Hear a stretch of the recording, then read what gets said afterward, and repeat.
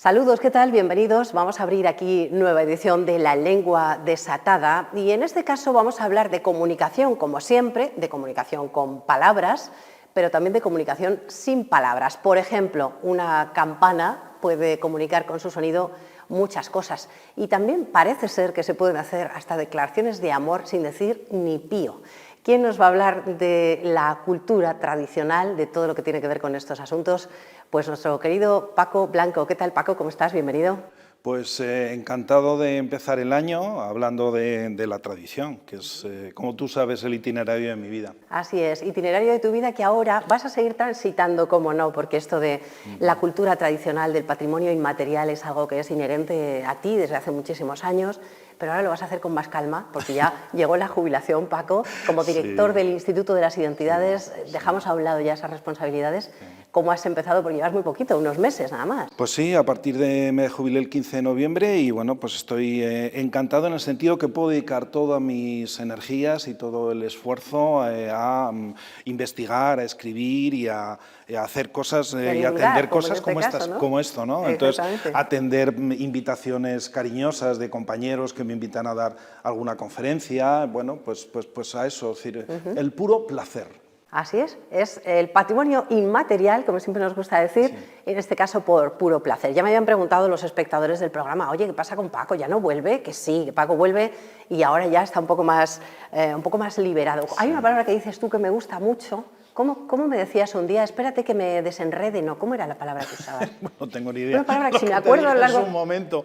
Porque... Si me acuerdo a lo largo del programa, te lo diré, porque era muy curioso. Ahora que lo vemos más desenredado, hablaremos de otras cuestiones. Bueno, el hecho de hablar de la comunicación verbal, pero también de la no verbal, surgió a raíz de este libro que yo tengo aquí en mis manos, Paisaje sonoro de la comarca de Ciudad Rodrigo, que es un libro que presentó el Instituto de las Identidades y que tiene que ver con eso, con la comunicación a través de las campanas, en este caso centrado de una manera muy exhaustiva y muy científica también y muy detallada en la zona de Ciudad Rodrigo. Es un libro que además tiene aquí un pincho, un USB, donde viene toda la información y donde vienen los toques de campanas.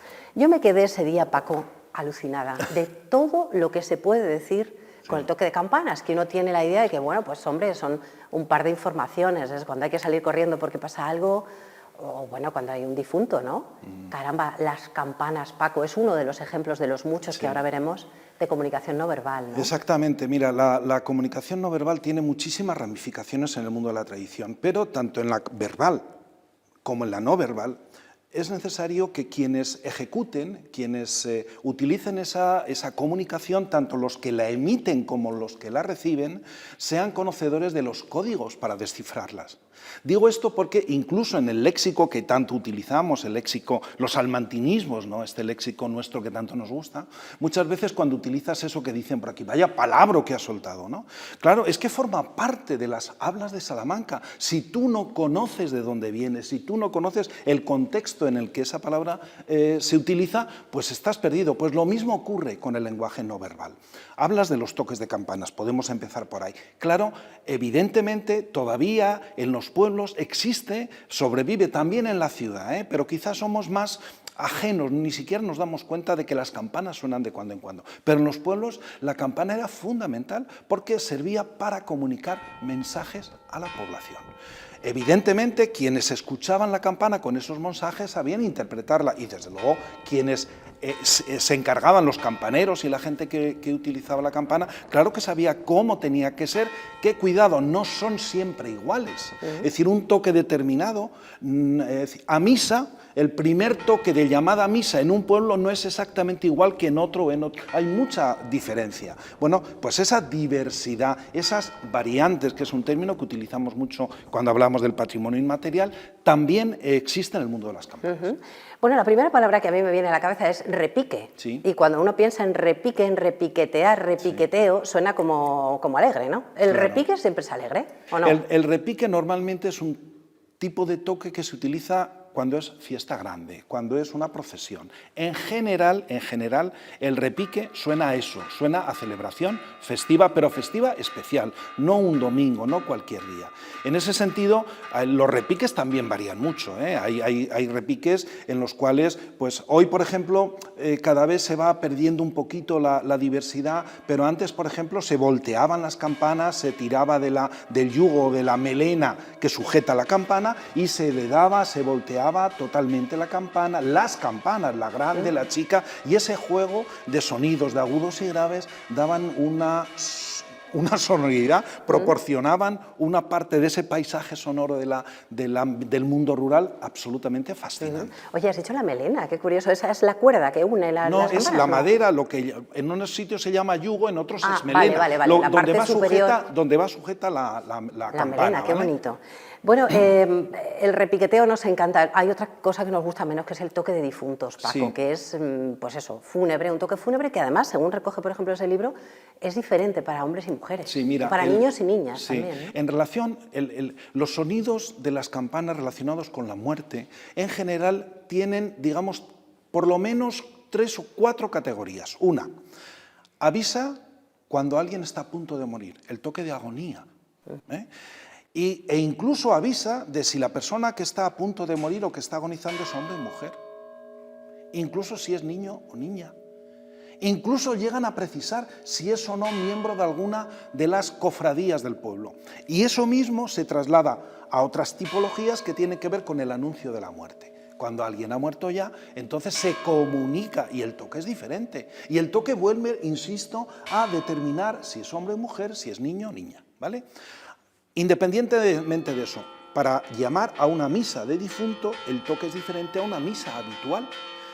En relación con la muerte, por ejemplo, hay otros toques que son los toques que avisan cuando termina la ceremonia religiosa y se traslada el féretro al cementerio, que normalmente se hacía a hombros. Otros toques que tienen que ver con la muerte pueden ser los toques para llamar a una misa de cabo de año, a un funeral. Y otros toques de muerte, por ejemplo, muy curioso, en el ámbito festivo, es el toque de la noche de difuntos. En este sentido, ese toque, el toque de muerto, se conoce habitualmente como doble. Están doblando, que es una combinación de un sonido grave y un agudo muy lentos. Ese es el habitual. Pero también se llama encordar. De manera que en muchos pueblos todavía recuerdan cómo la noche de Todos los Santos, la que une la fecha del 1 de noviembre con el 2 Santos a la fecha de los difuntos, los mozos o los quintos en algunos pueblos serán los encargados de estar encordando toda la noche. Cuando nosotros hacemos encuestas de campo y nos cuenta alguien, encordaban los quintos, encordaban los mozos, yo entiendo ese código. Encordar es el toque de muerto, pero sobre todo cuando se utiliza en esta celebración de la noche de los difuntos. Encordar, claro, me dicen esto, no hubiera Pues tenido encordar ni idea es hasta lo hoy. mismo que doblar. Y muchas veces se utiliza cuando suena la campana comunicando algo en relación con la muerte, dice la señal. ¿Cómo es la señal en tal pueblo para hombres o mujeres? Así que fíjate cómo hay unos términos específicos, palabras específicas para referirse a los toques relacionados con la muerte. Señal, doblar, encordar. Todo un código y toda una lista de palabras que ya hemos añadido aquí en relación con este paisaje sonoro que hoy estamos dibujando. Bueno, tocar a rebato, esto es general, ¿no? Se entiende en todas partes. Sí. Algo bueno no pasa. El toque de rebato o tocar a rebato es el SOS. Es decir, es una llamada de auxilio que además determina un tipo de comportamiento exigido por esa norma no escrita que es la tradición. Cuando toca a rebato la campana del pueblo, todo el mundo se tiene que echar a la calle. Puede ser o porque ha habido un incendio, en algunos casos tocan a rebato porque se ha descubierto que hay unos ladrones que andan por los corrales o por las casas de los pueblos y la gente se echa a la calle para muchas cosas. Es un SOS que todo el mundo entiende y determina la obligatoriedad de acudir. Aquel que no atiende la llamada, el toque de rebato, está o queda estigmatizado por el resto de la gente.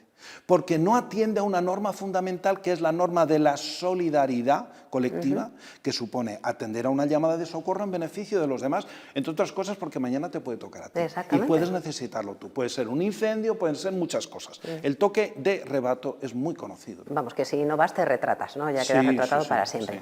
Oye, hay campanas que tienen nombre, ¿no? No sé si esto en los pueblos también, pero aquí, por ejemplo, hablamos de María de la O, ¿no? La campana de la catedral. Claro. No sé si esto en los pueblos también. A ver, normalmente en los pueblos no hay... Sí que es verdad que, para empezar, los pueblos... En las campanas de los pueblos, sobre todo las más antiguas, suelen tener unas inscripciones. En esas inscripciones que van en la campana se adjudica una advocación. Normalmente las campanas suelen estar adscritas a advocaciones marianas, es lo más frecuente. En alguna ocasión también, por ejemplo, hay campanas adscritas a la advocación de Santa Bárbara, porque no olvidemos que otro de los toques de campanas es el toque de Tente Nublo. Cuando viene una tormenta, para evitar que la tormenta avance y llegue al pueblo, se toca el toque de Tente Nublo, que es diferente, no puedo decir es de esta manera, porque cada sitio es de una forma, ¿no? Curiosamente, el toque de Tente Nublo, alguna vez lo hemos hablado en algún programa, sí, el programa que hablamos del tiempo. Claro, va acompañado de un conjuro, de Tente no mates a la gente, de Tente nublado que vienes muy cargado, o de Tente nublado no mates a la gente y tampoco al ganado. Bueno, hay una combinación de la palabra mágica y del toque. Entonces, por eso digo que es comprensible que digamos, una devoción que tiene que ver con la protección contra las tormentas esté muchas veces vinculada a una campana. Y los fundidores lo tenían en cuenta. Ahora bien, en los pueblos normalmente no tienen nombre. Es la campana grande, la campana chica, y las más pequeñitas son las llamadas pascualejas o pascualinas, porque normalmente son campanas que se utilizan específicamente en el toque de Pascua, para anunciar la Pascua de Resurrección. Por eso tienen ese nombre. También se utilizan cuando son entierros de niños, pero bueno. Pero fuera de esas denominaciones no es frecuente, salvo, como tú has mencionado, existe María de la O en la campana de la Catedral de Ciudad Rodrigo, por ejemplo, también aquí, ¿vale? Pero no suelen tener esos nombres, más que en esa denominación un poco genérica que tiene que ver con la dimensión. Pues ya ven los espectadores, las campanas nos dan muchas claves, pero ahora vamos a ver otras claves diferentes que son las que nos dan las flores. Y esto, ahí sí que estamos completamente perdidos. Yo sí tengo enfrente a alguien que me está haciendo una seña con una flor, ya me puede hacer señales de humo, no me entero de nada. Las enramadas, claro, ¿qué eran, Paco? Claro, Cuéntanos. es que el uso simbólico de las flores tiene que ver justamente con una tradición ya extinta en nuestros pueblos, que era la tradición de las enramadas, que es una tradición vinculada a la primavera, meses de abril, mayo y junio, en que los jóvenes, los mozos, solían reunirse e ir cantando, hacer las rondas por las calles de los pueblos, que yo siempre pienso que las tunas universitarias no son más que una versión urbana y universitaria de las rondas populares, y esas rondas no solo consistían en recorrer las casas, las ventanas de las chicas y de las novias y cantar, sino que también se acompañaban de una parte ornamental, y es que cuando iban a rondarlas, normalmente si había un novio o alguien cercano a esa chica, adornaba u ornamentaba la ventana, muchas veces de una manera mucho más práctica. No siempre son flores, este sentido romántico que tenemos es algo relativo, porque en muchos casos, por ejemplo, en las enramadas del mes de junio, se enramaban las ventanas pues con ramos de cerezas ya maduras, o sea, que era una cosa mucho más práctico, ¿no? Pero en el sentido de esta comunicación no verbal, es verdad que hay determinadas flores que tienen un sentido que hoy ya hemos perdido. Pues yo qué sé, sí, unas flores o plantas, no necesariamente flores. Por ejemplo, el gordolobo. Si tú querías hacer enfadar a una muchacha, no tenías más que poner en la ventana un gordolobo, que es una planta muy común en los campos, que crecen, hacen que además se utilizaba como una planta para atontar a los peces en estos sistemas de pesca no permitidos, y que se utilizaban las hojas del gordolobo, que tienen una textura casi aterciopelada, se utilizaba como sustituto del papel higiénico, ¿vale? Hay gente que dice, y se me permite la expresión, hombre de campo se limpia el culo con un canto. Bueno, no siempre es así. La hoja grande del gordolobo tiene una textura maravillosa y se utilizaba, bueno, que la gente lo sepa si alguna vez va al campo y no tiene otro... Lo malo es confundirse. Pues tú es peligroso por si coges otra hierba que no vaya bien para el asunto. Si es un cardo, que ahora comentaremos los cardos, ¿no? Evidentemente, si tú quieres cabrear a una muchacha, ponle un gordolobo, se lo va a tomar como una afrenta, ¿vale? El cardo, por ejemplo, es una manera de reprobar a una chica. tú quieres decirle que no estás de acuerdo y tal, y le pones un cardo y ella lo entiende perfectamente. Por ejemplo, la higuera se le ponía a las chicas que se consideraba que están un poco alocadas, ¿no? ¿Ah, sí? Sí. Que tú querías de lanzarle que la muchacha que le daba demasiado, que le gustaba demasiado beber, pues le ponías una vid, un trozo de una parra. En fin, es que hay una cantidad importante y luego están aquellas flores que no tienen más que ese valor de homenaje, de declaración de amor, ¿no? Pero ese sentido indirecto y negativo muchas veces de plantas y flores se utilizaba a veces para esa comunicación no verbal que desde luego ellas entendían. Qué Y quien lo ponía también, por supuesto. Qué curioso. Es verdad que todos a nuestros mayores les hemos oído decir, cuando hablaban de su época más joven y decían, pues fulanito y fulanita hablaban, ¿no? Hablaban, ya era que había una relación un poco iniciada. Sí. Y yo creo que eso, el sentido que tiene es que había un momento en el que obviamente no se podía hablar y se mandaban mensajes de otra manera.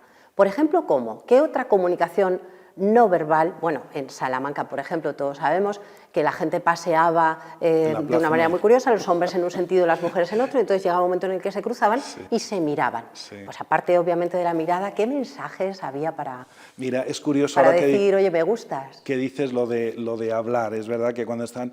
hay una expresión que yo he escuchado también que me parece muy bonita, que es andar a las vueltas. Fulano y fulana andan a las vueltas, ¿vale? Y que a lo mejor conecta con esto de dar las vueltas en la Plaza Mayor, ¿no? Pero andar las vueltas también parece muy plástico el sonido de la expresión. Bueno, hay curiosamente muchas veces para encontrar el uso de determinadas tradiciones de una manera vigente, tenemos que recurrir a testimonios y a documentos fidedignos de momentos determinados. Muchas veces en estos programas, Ana, recordarás que hemos hablado de la encuesta del Ateneo de Madrid de 1901 y 1902, que yo tuve la suerte de conocer porque llevaba décadas olvidada en un archivo y tuve la suerte y el privilegio de poder transcribirla y publicarla, ¿no? Bueno, esa encuesta... Estamos hablando de 1901 y 1902. En ese momento Salamanca y el resto de España mantienen vigente lo que hoy miramos como algo perdido del pasado, que es esa tradición o esas costumbres o esas tradiciones que en ese momento existían, insisto, en un uso permanente, ¿no? Pues en esa encuesta del Ateneo de Madrid se cuenta cómo en la Sierra de Béjar, tan familiar para ti, eran comunes dos costumbres relacionadas con estas relaciones amorosas. Una de ellas, cuando un chico quería declararse a una chica, en lugar de decirle, oye, mira, me gustas, sales conmigo, tal, esas cosas que cada uno hemos intentado resolver como hemos podido, pues ellos le daban a lavar, sacaban lo que llaman en los pueblos un moquero. Hoy hablamos de clines, pero el pañuelo de tela que yo sigo utilizando porque soy un antiguo, pues sacaban el pañuelo de tela y se lo daban para que se lo lavara. Si la chica lo aceptaba, eso significaba que él aceptaba,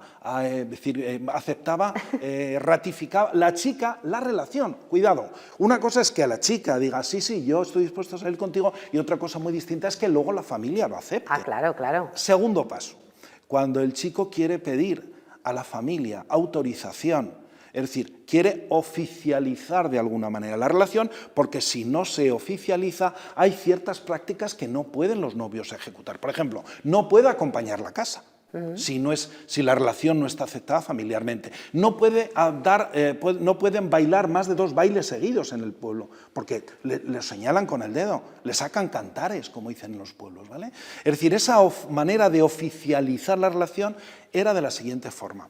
El novio cogía una porra, una callada que llevara.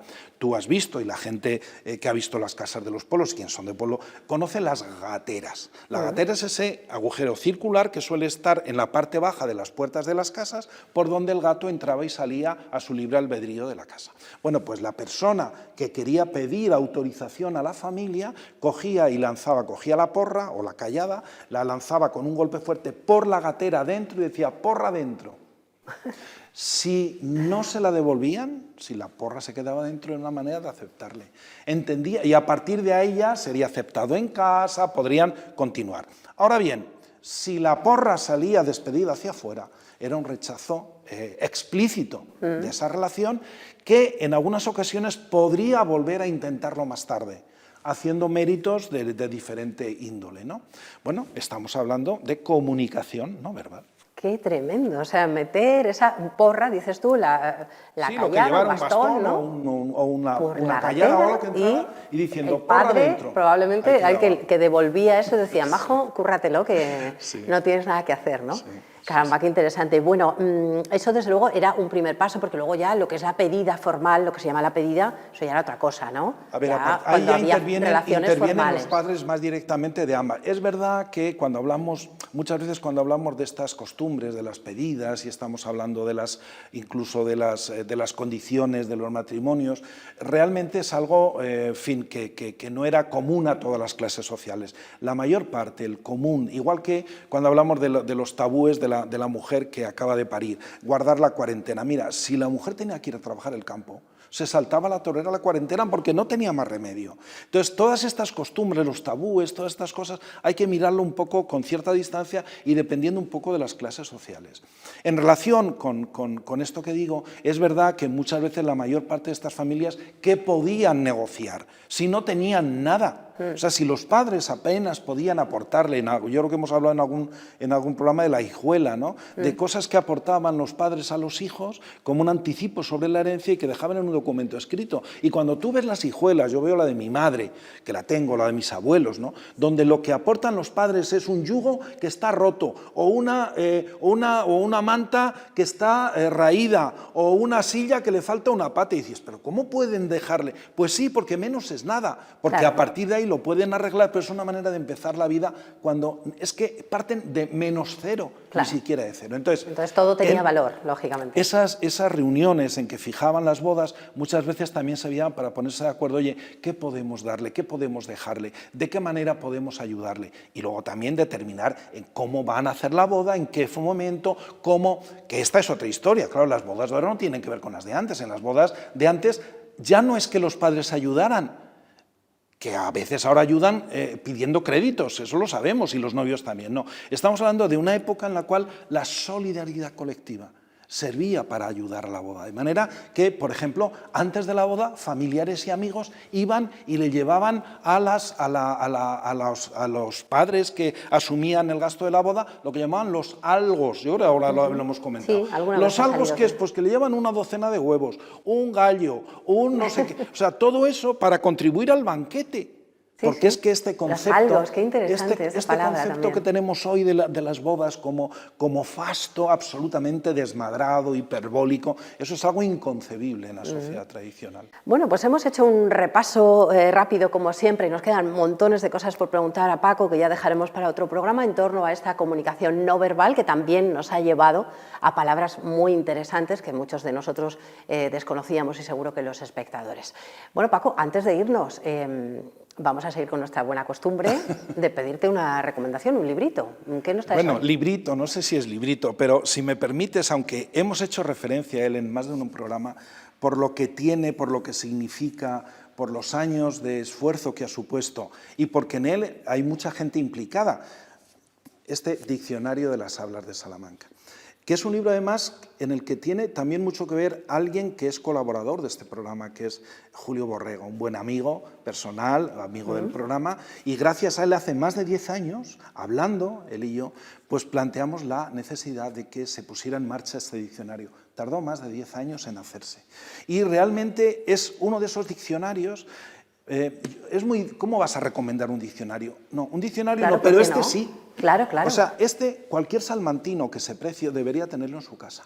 ¿Por qué? Porque aunque no están todas, que hay gente que me dice, oye, si no aparece, claro, porque Gonzalo Francisco Sánchez, que es el que asumió al final el reto, ha tenido que hacer un ejercicio de síntesis muy exigente y determinar unos criterios para incluir o no incluir. De manera que hay veces pues, que hay palabras que nosotros conocemos y que no están porque pertenecen a otro ámbito. Pero eso pasa en todos los diccionarios, no todo está recogido. Exactamente. Claro. Entonces, yo creo que para quien ama las palabras de Salamanca, debería el Diccionario de las Hablas porque, de Salamanca. Sin duda. Además, es un ejercicio, yo tuve la suerte de colaborar con José Antonio Pascual, que también Sí. conoces bien, y que en los años 90, a mí y la experiencia que yo tengo como lexicógrafo, la única experiencia fue esa, hacer un diccionario y ser redactor de un diccionario, y ya te aseguro que es un ejercicio de disciplina enorme y fantástica también. Muy interesante la recomendación de hoy. Según lo estabas moviendo, como tiene impresa en la portada, Sí. según le da la luz, se ven algunas palabras. Veo desde aquí una que es zaleo, que me encanta, Zaleo. pero yo la que te voy a pedir... Hito aparece también. Hito, claro, esa palabra que siempre decimos La los de Béjar, que es interjección, nuestra, sí. ahí con esa posesión que nos encanta, que bueno, que es un poco de la provincia. Paco, la palabra para la caja, ¿qué me traes? Pues mira, es una palabra que te suena porque A ver. tú sabes que yo me divierto últimamente mucho con las redes sociales, ¿vale? Sí. Y es una palabra que no hace mucho aparecía, y sobre todo la traigo porque despertó muchos recuerdos en mucha gente, que es la palabra rinche. Rinche, qué bonito. Porque eso que tú Sí, señor. tienes, ese es el rinche de las palabras, Ana. Esa cajita Así es el es. rinche. ¿Qué es un rinche? Un rinche es un escondite, es el lugar secreto. Todos de niños teníamos nuestro rinche. Y allí guardábamos las cosas y estaba, sobre todo la gente que éramos de campo, pues detrás de una piedra, en una gruta, no sé qué. O sea, esos rinches, esos lugares ocultos, de complicidad que conoces tú y tu amigo más íntimo, me parece una palabra tan sonora, tan bonita preciosa. y que es tan nuestra. El rinche, cómo no estaba todavía aquí en esta caja. Mira, en esta conversación que mantenemos, siempre, tal y como estamos colocados, allí leo una frase de Julio Cortázar que dice: los libros van siendo el único lugar de la casa donde todavía se puede estar tranquilo, como el rinche, ¿no? Que es el sitio donde uno puede estar Se tranquilo. siente seguro, ¿verdad? Sí. Muchas gracias, Paco, por Un haber placer. venido. Te deseamos que tengas una felicísima jubilación y que vengas mucho y nos hables mucho de nuestra tradición. Gracias por Vendré venir. cuanto queráis. Muchas gracias. Y aquí lo dejamos por esta semana. Nos vemos la próxima. Adiós.